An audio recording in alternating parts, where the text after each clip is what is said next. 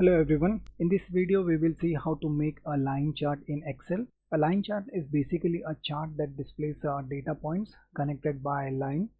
It shows trends and patterns over time. For this example we will take a look at the stock price of a company. We'll see how its price varies over the months. We'll make a line chart based on the price of the stock over the month. So here I have two columns, month and price. To draw the chart I'll select the data first and then you go to insert. You can choose a line. Here you can choose a line chart, a 2D line chart. So I'll select that. The moment I do that, the chart is displayed. Now here the line chart shows how the price of the stock moves over the month. The x-axis shows the month and the y-axis shows the price of the stock. So now the chart is available to you. Now let's see some more features of the chart. Now you can just select somewhere in the middle and you can move the graph around.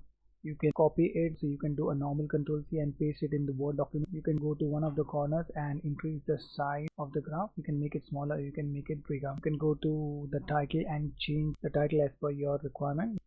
Yes.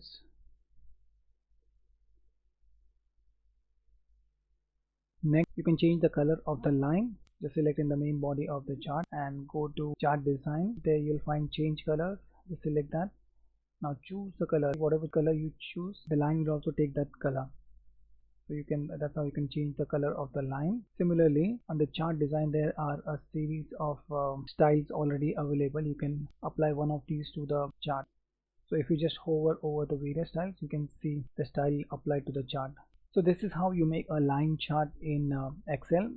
Thanks for watching the video.